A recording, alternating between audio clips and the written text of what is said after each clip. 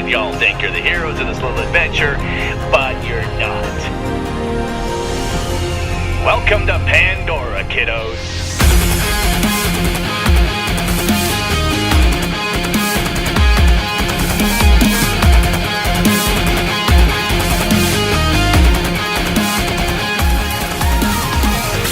There's, if I go after a team mid-game, I'm probably going to get a handful of diamonds, some gold that might give me enough to get a gold, to get an apple, or the other team might have apple, or the other team might have an enchanting table, or an anvil that I don't have. So there's some advantages there, but an early game kill doesn't really have a lot of advantage to it, I think. Now, Pikachu did go back out here because he was looking for, if I remember right, it was either, if I remember right, it was reeds, and unfortunately, just the way that we are here with terrain and everything, it's not exactly favorable to it. And you can also see we've now managed to make our way over towards the world border a bit more. So this is always a good thing, and here's the fun part, being able to pass right through the world border. So let's actually take this opportunity and see, there we are, what's underground here. Now, good news is I'm not seeing any torches. So that means we're relatively by ourselves out here. So the move to the world border was certainly a good thing. The other nice advantage of doing that is we're going to be going down here, getting resources that aren't going to be obtainable later on. So moving to the world border, definitely a positive advantage. You can see here's a creeper that I'm going to see very shortly out the corner of my eyes. I poke my head down the stairs there once they're done. What I don't see is this guy here. And you're going to see I walk under him twice and don't get hit. He doesn't even have eyes for me as far as I can tell. And it is probably a very lucky moment in the UHC because I didn't see him going out or coming back. We should be breaking through down here any second. If I've got my, yeah, I actually do have a plan. Good. Yeah, we're all kind of keeping a lookout up there because that at this point there's Pikachu, and we need to give him coordinates to get back, and we want to also make sure that if he's being followed, we've got the ability to support him. So Brazenhawk's going to go back down and start to finish off the tunnel down here. I'm not sure why Brazenhawk stopped down here. I actually have to ask him and see if I can find out what kind of made him pause. But I saw that creeper out of the corner of my eye, and that freaked me out. And I didn't realize Mr. Creeper was going to go over in this direction and despawn. And I guess it's just because we took so long doing anything to get down there that he eventually despawns. Mr. Spider does not, on the other hand. So, yeah. At this point I'm saying, okay, everything looks good. I don't see anything out there. I don't know why I wasn't hearing the spider for whatever reason.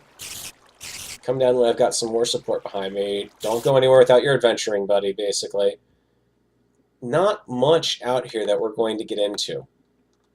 That was probably one of the downsides with the location we're at, is there's just really, yep, there's a ravine, and as I recall, we eventually do find this particular ravine because it leads off of the cave here.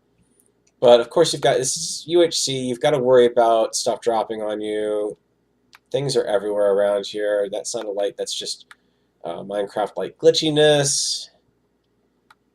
And, unfortunately, none of it's really diamond level around here. There's not a lot that gets down to diamond level caving and diamond level resources from where we're at. So, in a ways, heading to the border was a good call, but unfortunately, I have to say the mine shafts that we were above to begin with may have been a better choice just in terms of exposed resources. Maybe not diamond level, but it certainly would have come in handy for the iron that we needed to build up. So yep, it's time to go into the cave. I've got a lava bucket. I've got a bucket for lava now. Oh, there's nothing there. And Mr. Spider completely ignores me both times. Now he's on me. But the good news is DroidFreak sees him, takes him out. So thank you, Droid, for saving my ass there. And yeah, there's just not much. The creeper I took out. There's not much in this particular cave. This effectively comes over in this general direction and is a dead end. The other guys will be coming up and finding that chasm over there. I have to say, this ravine is actually pretty neat. Just a gloss over what's going on behind the walls here and just kind of go ooh and ah over the terrain generation, but I like this ravine. This would be kind of cool to play around with in survival, actually.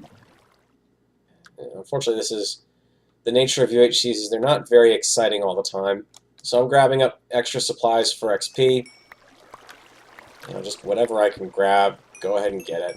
Might as well, Pikachu's got the furnaces going down here, and yeah, that's...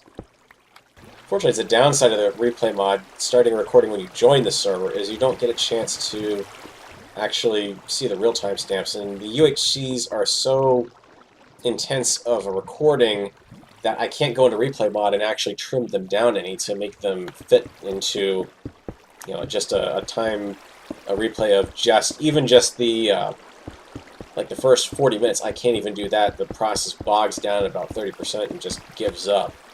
Even if you let it run for an hour or two, it's just why doing these videos has been a little problematic. And unfortunately, another one of those replay mod trolley fun things where you find out, oh yes, there was diamond over there beneath the lava. So at this point in the UHC, I'm not feeling like I really have too much to contribute, aside from just trying to... And we're kind of going all over the place, and the last thing I want to do after what happened in the last UHC is wind up getting separated from the team. That was a huge downfall. Granted, it was in the nether, but... So at this point, everyone else is going out resource gathering, so what I'm doing is kind of sticking behind with the furnaces and making sure that, we're putting down extra furnace. Eventually, that kind of...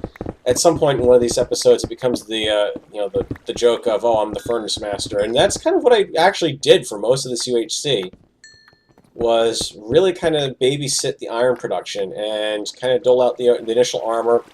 So here I'm giving everyone their starting armor there. I accidentally put down water when I wanted to get into the chest, and yeah, so that kind of was my overall goal, and that actually worked out pretty well, I have to say.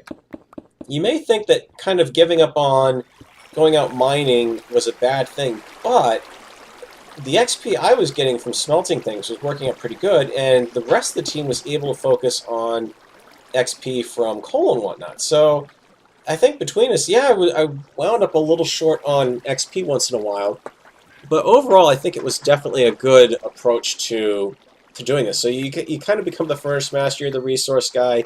There's other roles I kind of take on during this, and it just kind of grows out of what I'm doing here. So I'm going to apologize. It didn't make for the most exciting footage that you're going to see in this particular episode and possibly some others, but it really does have a benefit for the team. So you can see we've come over here, we've got some more resources, we're running around. So resource gathering, resource smelting going on. The team is almost armored up at this point.